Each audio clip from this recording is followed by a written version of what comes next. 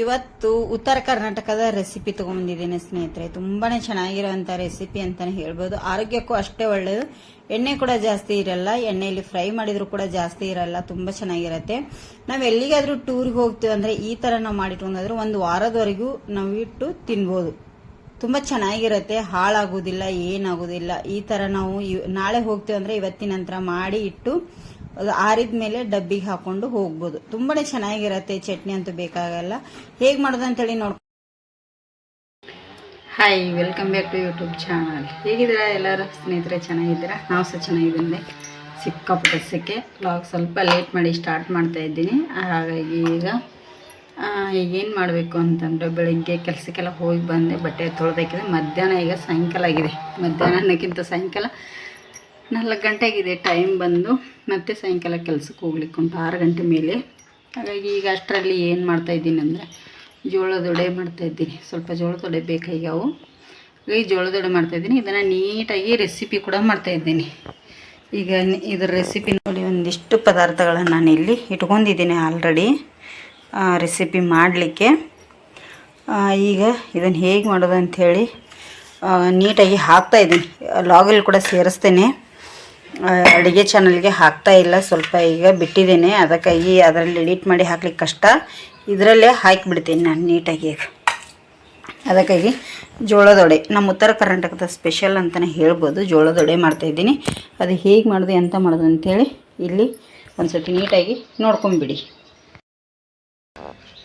ನೋಡಿ ಸ್ನೇಹಿತರೆ, ನಮ್ಮ ಮೇಡಮ್ ಅವರು ಜೋಳದ ವಡೆ ತಿಂತಾಯಿದ್ದಾರೆ. ಹೇಗಿದೆ ಮೇಡಮ್ ಅವರೇ ಜೋಳದ ವಡೆ? ಸೂಪರ್, ಟೇಸ್ಟ್ ಆಗಿದೆ.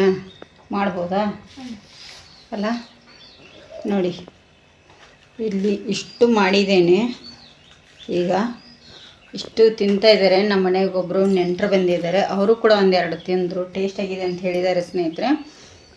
ನಾನು ನೋಡಿ ಕೆಳಗೆ ಕೂತು ಮಾಡ್ತಾಯಿದ್ದೀನಿ. ಗ್ಯಾಸ್ ಮೇಲೆ ನಿಂತು ಬೇಜಾರು ಸಾಕಾಯಿತು. ಅದಕ್ಕೆ ಕೆಳಗೆ ಕೂತು ಲಟ್ಟಿಸಿ ಇಟ್ಕೋತಾ ಇದ್ದೀನಿ. ಯಾರು ಇಲ್ಲಿ ಪೇಪರ್ ಮೇಲೆ ಹಾಕಿದ್ದೀರಿ ಅಂಥೇಳಿ ಬೇಜಾರು ಮಾಡ್ಕೊಳಕ್ಕೆ ಹೋಗ್ಬಿಡಿ. ಯಾಕಂದರೆ ಟಿಶ್ಯೂ ಪೇಪರ್ ಇಷ್ಟು ದೊಡ್ಡದಿಲ್ಲ, ಅದಕ್ಕೆ ಈ ಎಣ್ಣೆ ಹೋಗುತ್ತೆ. ಯಾಕೆ ಈ ಥರ ಹರಡಿದ್ದೇನೆ ಅಂತ ಅನ್ಕೋಬೋದು ನಾನು. ಈಗ ಗ್ಯಾಸ್ ಖಾಲಿಯಾಗಿದೆ ಸ್ನೇಹಿತರೆ. ಆಲ್ಮೋಸ್ಟ್ ಗ್ಯಾಸ್ ಎಲ್ಲ ಕಡೆ ಖಾಲಿಯಾಗಿದೆ ಅಂಥೇಳಿ ಮಕ್ಕಳಿಗೆ ಶಾಲೆಯಲ್ಲಿ ಅನ್ನ ಸಾಂಬಾರನ್ನೇ ಜಾಸ್ತಿ ಕೊಡ್ತಾ ಇದ್ದಾರೆ. ನಮ್ಮ ಧನುಷನಿಗೆ ಅನ್ನ ಸಾಂಬಾರು ಅಂದರೆ ಮೊದಲೇ ಇಷ್ಟ ಇಲ್ಲ. ಅವನಿಗೆ ಅನ್ನ ಸಾಂಬಾರು ಅಂದ್ರೆ ಯಾಕೋ ಗೊತ್ತಿಲ್ಲ, ಮುಂಚೆಯಿಂದನೇ ಇಲ್ಲ. ಅದಕ್ಕಾಗಿ ಅವನಿಗೆ ಬೇಡ ಅಂಥೇಳಿ ಇವತ್ತು ಕಾಲ್ ಮಾಡಿದ್ದ. ನಾಳೆ ಹೋಗ್ಲಿಕ್ಕೆ ಉಂಟು ಅವನಿಗೆ. ಸ್ವಲ್ಪ ಇನ್ನು ಆ್ಯನ್ಯುವಲ್ ಎಕ್ಸಾಮ್ ಎಲ್ಲ ಸ್ಟಾರ್ಟ್ ಆಗುತ್ತಲ್ಲ 18ಕ್ಕೆ. ಅದಕ್ಕಾಗಿ ಅಮ್ಮ ನನಗೆ ತಾಲಿಪಟ್ಟಿ ಮಾಡ್ಕೊಂಬಾರಮ್ಮ ಅಂದ. ಅದಕ್ಕೆ ನಮ್ಮ ಉತ್ತರ ಕರ್ನಾಟಕದ ಸ್ಪೆಷಲ್ಲು. ಇವು ಒಂದು ವಾರ ಇಟ್ಟರು ಕೂಡ ಏನೂ ಹಾಳಾಗಲ್ಲ ಸ್ನೇಹಿತರೆ. ಅದಕ್ಕೋಸ್ಕರ ನಾನು ಈ ತಾಲಿಪಟ್ಟಿನ ಇಲ್ಲಿ ರೆಡಿ ಮಾಡ್ತಾಯಿದ್ದೀನಿ. ಅದಕ್ಕಾಗಿ ಅವನ ಹತ್ರ ಹೋಗೋದಕ್ಕೋಸ್ಕರನೇ ಮಾಡ್ತಾ ಇರೋದು, ಇಲ್ಲ ಅಂದರೆ ಮಾಡ್ತಿರ್ಲಿಲ್ಲ. ಇದೆಲ್ಲವನ್ನೀಗ ಲಟ್ಟಿಸ್ಕೋತೀರಿ ಬನ್ನಿ. ನೋಡಿ ಸ್ನೇಹಿತರೆ, ಆವಾಗಲೇ ಹೇಳಿದಾಗೆ ನನಗೆ ಸಾಕಾಗುತ್ತೆ, ಬೆನ್ನು ಬರ್ತಾ ಉಂಟು, ಮತ್ತೇನು ಮಾಡೋದಿಲ್ಲ. ಈಗ ಇಲ್ಲಿ ಕೆಳಕೂತು ಆವಾಗಲೇ ತೋರಿಸ್ತಾ ಇದ್ನಲ್ಲ ನಿಮಗೆ, ಕೆಳಕೂತು ಇಲ್ಲಿ ಮಾಡ್ತಾಯಿದ್ದೀನಿ ನೋಡಿ. ಲಟ್ಟಿಸಿಟ್ಕೋತಾ ಇದ್ದೀನಿ. ಕಿಶ್ರೇನಿಗೂ ಹುಷಾರಿಲ್ಲ, ಮಾಡೋದಕ್ಕೆ ಆಗ್ತಾಯಿಲ್ಲ. ಇಲ್ಲೆಲ್ಲ ಪೇಪರಲ್ಲಿ ನಾನು ಲಟ್ಟಿಸಿ ಹಾಕಿದ್ದೀನಿ ನೋಡಿ. ಇಲ್ಲಿ ಈ ಥರ ಒಮ್ಮೆ ಕಟ್ ಮಾಡಿ ಇಟ್ಕೊಂಡ್ಬಿಡ್ತೀನಿ. ಹೇಗೆ ಅಂದರೆ ಒಂದು ಈ ಥರ ಪ್ಲೇಟ್ ತೊಗೊಂಡು ಒಂದು ದೊಡ್ಡ ದೊಡ್ಡ ಉಳ್ಳಿ ಮಾಡ್ಕೊಂಡು ಈ ಥರ ಸ್ನೇಹಿತರೆ ನೋಡಿ. ಹಿಟ್ಟು ಗಟ್ಟಿ ಇರಬೇಕು. ಮಿದು ಆದರೆ ಏನೂ ಪ್ರಯೋಜನ ಇಲ್ಲ, ಬರೋದೇ ಇಲ್ಲ, ತುಂಬಾ ಕಷ್ಟ ಆಗುತ್ತೆ.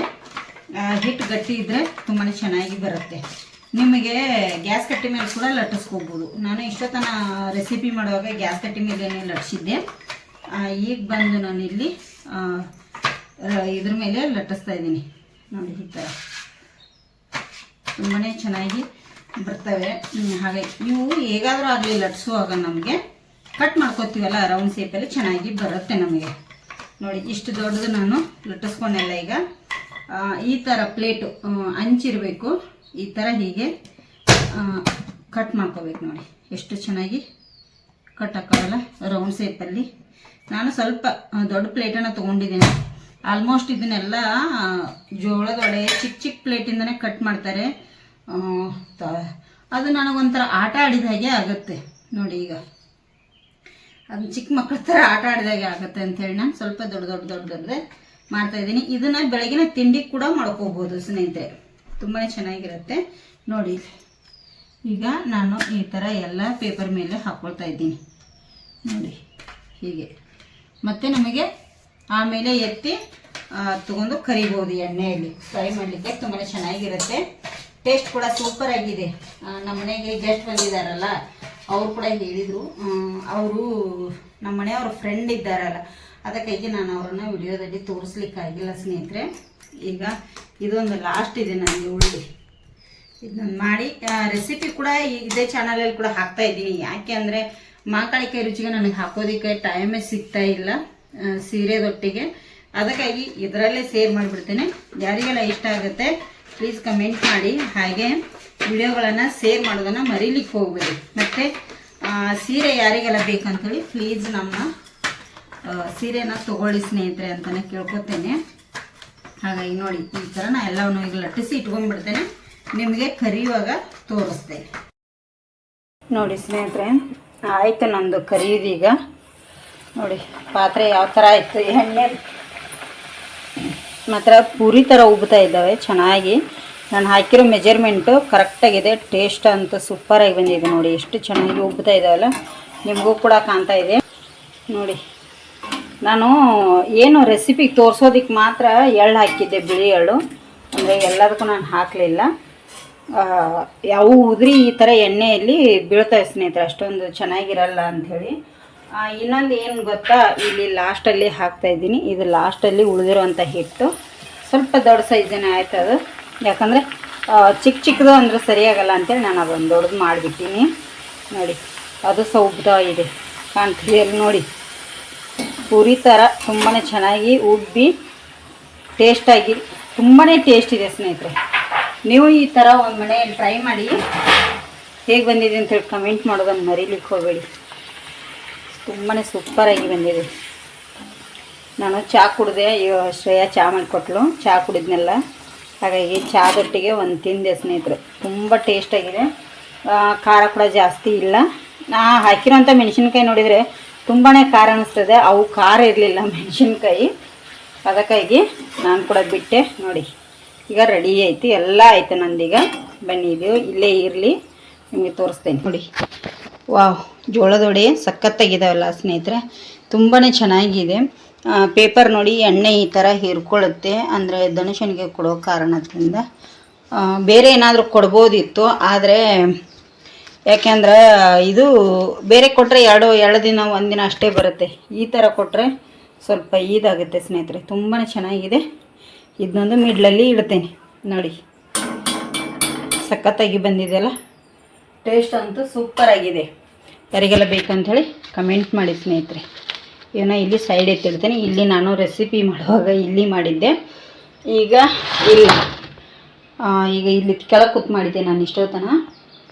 ಈಗ ಒಂದಿಷ್ಟು ಪಾತ್ರೆಗಳಾಗಿದ್ದಾವೆ. ಇನ್ನು ಪಾತ್ರೆ ತೊಳೆದು ಚಹಾ ಮಾಡ್ಕೊಂಡು ಶ್ರೇಯ ಚಹಾ ಮಾಡಿಕೊಟ್ಟು ಕುಡಿದ್ವಿ.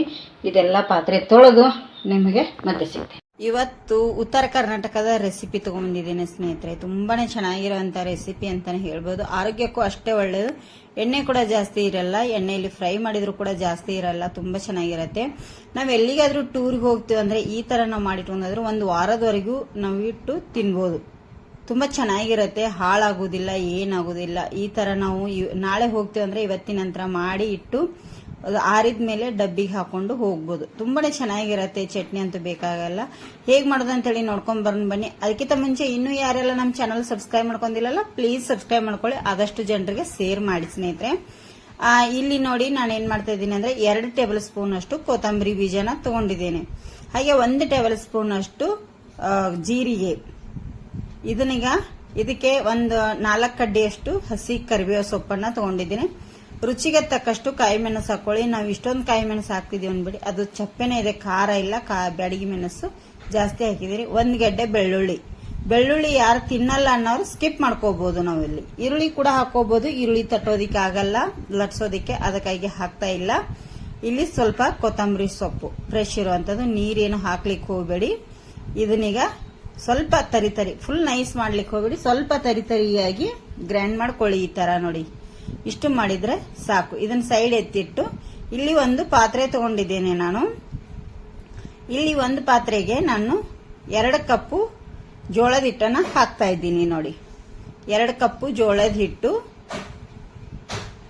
ಹಾಗೆ 1 ಕಪ್ಪು ಗೋಧಿ ಹಿಟ್ಟು, ಅರ್ಧ ಕಪ್ಪು ಕಡಲೆ ಹಿಟ್ಟು. ನೋಡಿ ಇಷ್ಟಿದ್ರೆ ಸಾಕು, ಇದು ಕರೆಕ್ಟ್ ಆಗಿರುತ್ತೆ. ಇದಕ್ಕೆ ಈಗ ನಾನಿಲ್ಲಿ ರುಚಿಗೆ ತಕ್ಕಷ್ಟ ಉಪ್ಪನ್ನು ಕೂಡ ಹಾಕ್ತೇನೆ. ನಮಗೆ ಉಪ್ಪು ಎಷ್ಟು ಬೇಕು ನೋಡಿ ಅಷ್ಟು ಉಪ್ಪನ್ನ ನಾವಿಲ್ಲಿ ಸೇರಿಸ್ಕೋಬೇಕಾಗತ್ತೆ. ಇದಕ್ಕೆ ಸ್ವಲ್ಪ ಅರಿಶಿನ ಹುಡಿ ಹಾಕ್ತಾ ಇದ್ದೀನಿ, ಮತ್ತೆ ರುಬ್ಬಿಟ್ಟಿರುವಂತ ಮಸಾಲೆನ ಹಾಕ್ತಾ ಇದ್ದೀನಿ. ಏನು ನಾವು ಮಸಾಲೆ ರುಬ್ಕೊಂಡಿದ್ದೀವಿ ನೋಡಿ ಹಾಕೊಳ್ಳಿ ಸ್ನೇಹಿತರೆ. ಅದನ್ನು ಕೂಡ ಇದಕ್ಕೀಗ ಹಾಕಿ ನಮಗೆ ಇದು ತುಂಬಾ ಚೆನ್ನಾಗಿ ಮಿಕ್ಸ್ ಆಗಬೇಕು, ಹೊಂದ್ಕೋಬೇಕು ಹಿಟ್ಟೊಟ್ಟಿಗೆ. ಅಲ್ಲಿವರೆಗೂ ನಾವು ಮಿಕ್ಸ್ ಮಾಡ್ತಾ ಹೋಗ್ಬೇಕಾಗತ್ತೆ. ಇದನ್ನ ಮಿಕ್ಸ್ ಮಾಡ್ಕೋತಾ ಇರಿ. ಚೆನ್ನಾಗಿ ಮಿಕ್ಸ್ ಆದ್ಮೇಲೆ ಇದಕ್ಕೆ ನಾವು ಸೈಡಲ್ಲಿ ಮಿಕ್ಸ್ ಮಾಡುವಾಗಲೇ ನೀರನ್ನ ಕಾಯಿಸ್ಕೋಬೇಕಾಗತ್ತೆ.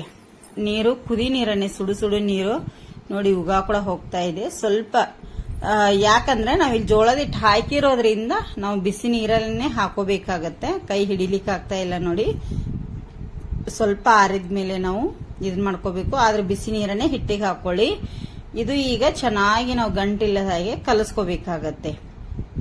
ನೋಡಿ ನಾನು ಹಾಗೆ ಬಿಸಿ ನೀರು ಕೂಡ ಹಾಕ್ತಾ ಇದ್ದೀನಿ. ಗಂಟಿಲ್ಲದ ಹಾಗೆ ನಾವು ಇದನ್ನ ಕಲಸ್ಕೋಬೇಕಾಗತ್ತೆ ಚೆನ್ನಾಗಿ. ನೋಡಿ ಇಲ್ಲಿ ಇಷ್ಟು ಕಲಿಸಿಟ್ಟೆ. ಆದ್ರೆ ಹಿಟ್ಟು ಮಿದು ಆಗಬಾರ್ದು ಸ್ನೇಹಿತರೆ. ಮಿದು ಆದ್ರೆ ನಮಗೆ ಒಡೆನೆ ಬರಲ್ಲ. ಎಷ್ಟು ಗಟ್ಟಿ ಇರುತ್ತೋ ಅಷ್ಟು ಚೆನ್ನಾಗಿರುತ್ತೆ ಇದು ಹಿಟ್ಟು. ಲಟ್ಸೋದಕ್ಕೆ ನಿಮ್ಗೆ ಕಷ್ಟನೂ ಆಗಲ್ಲ, ಏನೂ ಆಗಲ್ಲ. ತುಂಬಾ ಚೆನ್ನಾಗಿ ಗಟ್ಟಿ ಆಗಬೇಕು. ಮತ್ತೆ ಈ ತರ ನಾದ್ಕೋಬೇಕು ನಾವು. ಇದನ್ನ ಒಂದು 5 ನಿಮಿಷ ಬಿಟ್ಟು 5 ನಿಮಿಷ ಸೈಡ್ ಎತ್ತಿಟ್ಟು ಆಮೇಲೆ ಇದನ್ನ ಉಳ್ಳಿ ಮಾಡ್ಕೊಳ್ಳಿ. 5 ನಿಮಿಷದವರೆಗೆ ಹಿಟ್ಟು ನೆನಿಬೇಕಾಗತ್ತೆ. ಅದಕ್ಕಾಗಿ ನಮಗೆ ಯಾವ ಸೈಜಲ್ಲಿ ಮಾಡ್ತಿರ್ತೀವಿ ನೋಡಿ ಆ ಸೈಜಲ್ಲಿ ನಾನು ಇಷ್ಟು ದಪ್ಪ ಉಳ್ಳಿ ಮಾಡ್ಕೊಂಡಿದ್ದೇನೆ. ಇಷ್ಟು ದಪ್ಪ ಯಾಕಂತೇಳಿ ಕೇಳ್ಬೋದು. ಮುಂದೆ ನೋಡಿ ಇಲ್ಲಿ ಗ್ಯಾಸ್ ಕಟ್ಟಿ ಮೇಲೆ ನಾನು ಏನ್ ಮಾಡ್ತಾ ಇದ್ದೀನಿ, ಸ್ವಲ್ಪ ಹಿಟ್ಟು ಹಾಕ್ತಾ ಇದ್ದೀನಿ. ಹಿಟ್ಟು ಯಾವ್ದಂದ್ರೆ ಜೋಳದ ಹಿಟ್ಟಾದ್ರೂ ಹಾಕೊಳ್ಳಿ, ಗೋಧಿ ಹಿಟ್ಟಾದ್ರೂ ಹಾಕೊಳ್ಳಿ. ಆದ್ರೆ ಕಡಲೆ ಹಿಟ್ಟು ಮಾತ್ರ ಯೂಸ್ ಮಾಡಬೇಡಿ. ನಾನು ಜೋಳದ ಹಿಟ್ಟನ್ನ ಯೂಸ್ ಮಾಡ್ತಾ ಇದ್ದೀನಿ. ಇಲ್ಲಿ ನೋಡಿ ಈ ತರ ಈಗ ಲಟ್ಟಿಸ್ತಾ ಇದ್ದೀನಿ. ಇದನ್ನ ಆದಷ್ಟು ತಿಳುವಾಗಿ ಲಟ್ಟಿಸ್ಕೊಳ್ಳಿ. ತುಂಬಾ ದಪ್ಪ ಇರಬಾರ್ದು, ತುಂಬಾ ತಿಳುವು ಇರಬಾರ್ದು. ಇದು ಆಚೆ ಈಚೆ ಅಂದ್ರೆ ನಾವೇನಂತೀವಿ ಉತ್ತರ ಕರ್ನಾಟಕ ಭಾಷೆಯಲ್ಲಿ ಮೂಗು ಸಿಳುತ್ತೆ ಅಂತ ಹೇಳ್ತೀವಿ, ತಾಲಿಪಟ್ಟಿ. ಅದಕ್ಕಾಗಿ ಅದು ಪರವಾಗಿಲ್ಲ ಸಿಳಿದ್ರು. ನಾವು ಈ ತರ ಒಂದು ಪ್ಲೇಟ್ ತಗೊಂಡು ಕೊರ್ಕೋಬೇಕಾಗತ್ತೆ. ನಮಗೆ ಯಾವ ಸೈಜಲ್ಲಿ ಬೇಕು ನೋಡಿ ಕಟ್ ಮಾಡ್ಕೊಳ್ಳಿ. ನಿಮಗೆ ತುಂಬಾ ಚಿಕ್ಕದ್ ಬೇಕಂದ್ರೆ ಚಿಕ್ಕದ್ ಕಟ್ ಮಾಡ್ಕೋಬಹುದು, ಇಲ್ಲ ದೊಡ್ಡದ್ ಕಟ್ ಮಾಡ್ಕೋಬಹುದು. ಉಳಿದಿರುವಂತ ಹಿಟ್ಟನ್ನ ನಾವು ತೆಗಿಬೇಕಾಗತ್ತೆ, ಮತ್ತೆ ಲಟ್ಟಿಸ್ಕೊಳ್ಬೇಕು. ಆಮೇಲೆ ಮಾಡುವಾಗ ನಾನಿಲ್ಲಿ ನೋಡಿ ಇದರಲ್ಲಿ 3 ಆಯ್ತು ನೋಡಿ. ಈಗ ನಾವು ಹಿಟ್ಟನ್ನ ಹಾಕಿ ರೌಂಡ್ ಶೇಪ್ ಅಲ್ಲಿ ಲಟ್ಟಿಸ್ಕೋಬಹುದು. ಲಟ್ಸುವಾಗನೆ ಬಿಳಿ ಎಳ್ಳನ್ನ ಹಾಕಿ ಲಟ್ಟಿಸ್ಕೋಬಹುದು. ನಾನು ಅದು ತುಂಬಾನೇ ವೇಸ್ಟ್ ಆಗುತ್ತೆ ಅಂತೇಳಿ ಹಾಕ್ಲಿಲ್ಲ. ಮೇಲ್ಗಡೆ ಹಾಕಿ ಸ್ವಲ್ಪ ಮೇಲ್ಗಡೆಯಿಂದ ಬೆಲ್ಲುನಿಗಿಂದ ಲಟ್ಟಿಸ್ಕೋತೇನೆ ಸ್ನೇಹಿತರೆ. ಮೇಲ್ಗಡೆಯಿಂದಾನೆ ಅಂದ್ರೆ ಎಲ್ಲದಕ್ಕೂ ಹಾಕಿಬಿಟ್ರೆ ವೇಸ್ಟ್ ಆಗುತ್ತೆ ನೋಡಿ. ಅಷ್ಟೇ, ತುಂಬಾ ಜಾಸ್ತಿ ಪ್ರೆಸ್ ಮಾಡಿದ್ರೂ ಹೊರಗೆ ಬರುತ್ತೆ, ತಿಳುವಾಗಿರುತ್ತಲ್ಲ. ಹಾಗಾಗಿ ತುಂಬಾ ತಿಳುವಾದ್ರೂ ಕೂಡ ಉಬ್ಬಲ್ಲ, ತುಂಬಾ ದಪ್ಪ ಆದ್ರೂ ಕೂಡ ಉಬ್ಬಲ್ಲ. ನೋಡಿ ಇಲ್ಲಿ ಲಟ್ಟಿಸ್ಕೊಳ್ಳುವಾಗ ಎಣ್ಣೆ ಕೂಡ ಕಾಯ್ಲಿಕ್ಕೆ ಇಟ್ಟಿದ್ದೆ ನಾನು. ಎಣ್ಣೆನು ಚೆನ್ನಾಗಿ ಕಾದಿರ್ಬೇಕು, ಮತ್ತೆ ಸ್ಲೋ ಮಾಡ್ಕೊಳ್ಳಿ ಎಣ್ಣೆ ಕಾಯಿಸಿದ ತಕ್ಷಣ. ಯಾಕೆ ಅಂದ್ರೆ ಎಣ್ಣೆ ತುಂಬಾ ಹೈ ಕಾದ್ಬಿಟ್ರೆ ಕೆಂಪಾಗಿಬಿಡುತ್ತೆ, ಚೆನ್ನಾಗಿ ಬರಲ್ಲ ನಮಗೆ. ಹಾಗಾಗಿ ನೋಡಿ ಒಂದೊಂದೇ ನಾವು ದೊಡ್ಡ ಕಡವಂಗಿ ಇಟ್ಟಿದ್ರೆ ನೀವು 2 ಹಾಕೋಬಹುದು, ಮತ್ತೆ ಸಣ್ಣದಿದ್ರೆ ಒಂದೊಂದೇ ಹಾಕೊಳ್ಳಿ. ಅದು ಪೂರಿ ತರ ಉಬ್ಬಿ ಬರುತ್ತೆ ಸ್ನೇಹಿತರೆ. ನೋಡಿ ಎಷ್ಟು ಚೆನ್ನಾಗಿ ಉಬ್ಬಿ ಬರ್ತಲ್ಲ. ನಾವು ಫುಲ್ ಎಣ್ಣೆ ಕಾಯಿಸ್ಕೊಂಡು ಸ್ಲೋ ಮಾಡ್ಕೊಂಡಿದ್ವಿ. ಇದೇ ತರ ಈಗ 2 ಸೈಡನ್ನು ಫ್ರೈ ಮಾಡ್ಕೊಳ್ಳಿ. ನೋಡಿ ಎಷ್ಟು ಚೆನ್ನಾಗಿ ಬಂದಿದೆ ಅಲ್ಲ. ಈಗ ನಾನು ಎತ್ತಿಟ್ಕೋತೇನೆ. ಇದೇ ತರ ಎಲ್ಲ ಉಳಿದಿರುವಂತ ವಡೆಗಳನ್ನ, ಜೋಳದ ವಡೆಗಳನ್ನ ನಾನಿಲ್ಲಿ ಕರಿತಾ ಹೋಗ್ತೇನೆ. ಮತ್ತೆ ಎಣ್ಣೆ ಕೂಡ ಜಾಸ್ತಿ ಹೀರ್ಕೊಳ್ಳಲ್ಲ. ಇದು ತುಂಬಾ ಚೆನ್ನಾಗಿರುತ್ತೆ, ಹಾಗೆ ಆರೋಗ್ಯಕ್ಕೂ ಅಷ್ಟೇ ಒಳ್ಳೆಯದು. ಇನ್ನೊಂದ್ಸತಿ ಹೇಳ್ತಾ ಇದ್ದೀನಿ, ಯಾರೆಲ್ಲ ಹೊಸದಾಗಿ ನಮ್ಮ ಚಾನಲ್ ಸಬ್ಸ್ಕ್ರೈಬ್ ಮಾಡ್ಕೋತಾ ಇದ್ದೀರಲ್ಲ, ಪ್ಲೀಸ್ ಸಬ್ಸ್ಕ್ರೈಬ್ ಮಾಡ್ಕೊಳ್ಳಿ. ಆದಷ್ಟು ಜನರಿಗೆ ಶೇರ್ ಮಾಡಿ ಸ್ನೇಹಿತರೆ. ಮತ್ತೆ ಒಳ್ಳೊಳ್ಳೆ ರೆಸಿಪಿಗಳನ್ನ ಹಾಕ್ತಾ ಇದ್ದೀನಿ. ಇಷ್ಟ ಆದ್ರೆ ಲೈಕ್ ಮಾಡಿ, ಶೇರ್ ಮಾಡೋದನ್ನ ಮರಿಲಿಕ್ಕೆ ಹೋಗ್ಬೇಡಿ. ನೋಡಿ ಎಲ್ಲ ನಾನು ಪೂರಿ ಎಷ್ಟು ಮಾಡಿದ್ನೆಲ್ಲ ನಾನು ಪೂರಿಗಳು ಇದೇ ತರ ಉಬ್ಬಿ ಬಂದಿದೆ. ಮಕ್ಕಳಿಗಂತೂ ಸಿಕ್ಕಾಪಟ್ಟೆ ಖುಷಿ ಆಗುತ್ತೆ ಸ್ನೇಹಿತರೆ. ತುಂಬಾ ಚಿಕ್ಕದಾಗಿ ಮಾಡಿದ್ರೆ ತುಂಬಾ ಲೇಟ್ ಅನಿಸುತ್ತೆ ನನಗೆ. ಈ ತರ ಪೂರಿಕ್ಕಿಂತ ಸ್ವಲ್ಪ ಸಣ್ಣ ಸೈಜ್ ಅಲ್ಲಿ ಮಾಡ್ತಾ ಬಂದಿದ್ದೇನೆ. ಯಾರಿಗೆಲ್ಲ ಇಷ್ಟ ಅಂತ ಹೇಳಿ ಕಮೆಂಟ್ ಮಾಡಿ ಸ್ನೇಹಿತರೆ. ಇಲ್ಲಿ ನೋಡಿ ನಿಮ್ಗೆ ಸರ್ವ್ ಮಾಡಿ ತೋರಿಸಿದ್ದೇನೆ. ಇದಕ್ಕೆ ಚಟ್ನಿ ಬೇಕಂತೇನಿಲ್ಲ, ನಿಮ್ಗೆ ಇಷ್ಟ ಆದ್ರೆ ಮಾಡ್ಕೊಳ್ಳಿ, ಇಲ್ಲ ಅಂದ್ರೆ ಇಲ್ಲ. ನಾನು ಇಲ್ಲಿ ಮೊಸರು ಖಾರದ ಪುಡಿ, ನಮ್ಮ ಉತ್ತರ ಕರ್ನಾಟಕದಲ್ಲಿ ನಾವು ಹೇಗೆ ತಿಂತೀವಿ ಅದೇ ತರ ನಿಮ್ಗೆ ಸರ್ವ್ ಮಾಡಿದ್ದೇನೆ ನೋಡಿ. ನಿಮಗೆ ಬೇಕಂದ್ರೆ ಕಾಯಿ ಚಟ್ನಿ ಮಾಡ್ಕೊಳ್ಳಿ, ಇಲ್ಲ ಪುದೀನ ಚಟ್ನಿ, ಕೊತ್ತಂಬರಿ ಚಟ್ನಿ, ಯಾವ್ದು ಬೇಕನ್ಸುತ್ತೋ ಆ ತರ ಮಾಡ್ಕೊಳ್ಳಿ. ನೋಡಿ ಓಪನ್ ಮಾಡಿ ನಿಮ್ಗೆ ಒಂದು ಕಟ್ ಮಾಡಿ ಕೂಡ ತೋರಿಸ್ತೀವಿ. ನೋಡಿ ಎಷ್ಟು ಚೆನ್ನಾಗಿದೆಯಲ್ಲ. ಸೂಪರ್ ಅನ್ಸುತ್ತೆ ಸ್ನೇಹಿತರೆ. ನಾನು ಒಳ್ಳೊಳ್ಳೆ ರೆಸಿಪಿಗಳನ್ನ ಮಾಡಿ ಹಾಕ್ತಾ ಇದ್ದೀನಿ. ಪ್ಲೀಸ್ ಶೇರ್ ಮಾಡಿ, ಕಮೆಂಟ್ ಮಾಡೋದನ್ನ ಮರೀಲಿಕ್ಕೆ ಹೋಗ್ಬೇಡಿ. ಹೊಸದಾಗಿ ಚಾನಲ್ ಸಬ್ಸ್ಕ್ರೈಬ್ ಮಾಡ್ಕೊಳ್ಳಿ ಯಾರೆಲ್ಲ ನೋಡ್ತಾ